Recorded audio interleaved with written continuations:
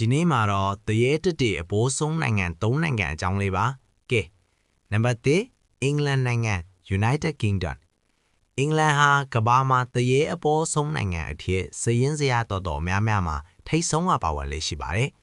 အကြောင်းရင်းဟာနှစ်ပေါင်းထောင်ချီတဲ့တမိုင်းကြောင်းရှေးဟောင်းရဲတိုက်ကြီးလူမယ်သွေးစွန်းခဲ့တဲ့နန်းတွင်းရေးတိုက်ကွဲတွေကြောင့်ဖြစ်ပါတယ်နာမည်ကြီးနေရာဟာ Tower of London ဟာနာမည်အကြီးဆုံးမှာ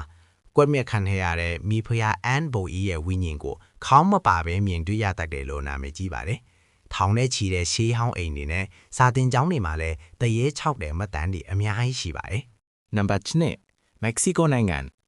မက္ကဆီကိုကတော့ဝိညာဉ်ရေးရာယုံကြည်မှုအားကောင်းဆုံးနိုင်ငံတစ်ခုပါ။သူတို့စီမှာထေဆုံးပြီးသူတွေကိုပြန်လဲအောင်မေးတဲ့ Day of the Dead Dia de los Muertos ဆိုတဲ့ပွဲတော်တောင်ရှိပါတယ်။အကြောင်းရင်းရှေးဟောင်း Aztec ယဉ်ကျေးမှုနဲ့စပိန်ကိုလိုနီခေတ်ကတနာရီတွေရောရက်နေတာကြောင့်ဖြစ်ပါတယ်။နာမည်ကြီးနေရာ Island of the Dolls အယုတ်ကျွန်းဟာကမ္ဘာအချောက်ဆုံးနေရာတွေထဲကတစ်ခုပါ။ကျွန်းတစ်ကျွန်းလုံးမှာတေဆုံးသွားတဲ့မိန်းကလေးတစ်ယောက်ရဲ့ဝိညာဉ်ကိုနှစ်သိမ့်ဖုတ်ချီဆွဲထားတဲ့ပျက်စီးနေတဲ့အယုတ်ပေါင်းထောင်ချီရှိပါတယ်။နံပါတ်3 Ireland နိုင်ငံ Ireland ဟာအနောက်တိုင်းရဲ့တရေပွဲတော်ဖြစ်တဲ့ Halloween စတင်ရာဒေသဖြစ်ပြီးထူးဆန်းတဲ့ဒဏ္ဍာရီတွေအလွန်ပေါ်များပါတယ်။အကြောင်းရင်းရှေးဟောင်း Celtic ယဉ်ကျေးမှုရာဝိညာဉ်လောကနဲ့ယူလောကဟာနီးကပ်နေတယ်လို့သူတို့ကယုံကြည်ကြပါတယ်။နာမည်ကြီးနေရာ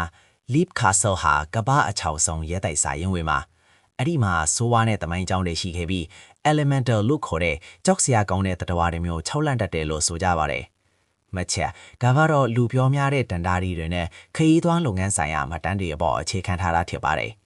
အာရှဘက်မှာဆိုရင်တော့ဂျပန်နိုင်ငံကလည်းသူတို့ရဲ့ထူးဆန်းတဲ့ရိုးခိုင်မိစ္ဆာတန်တာရီတွေကြောင့်အချောက်ဆုံးစာရင်းမှာပါဝင်တတ်ပါတယ်။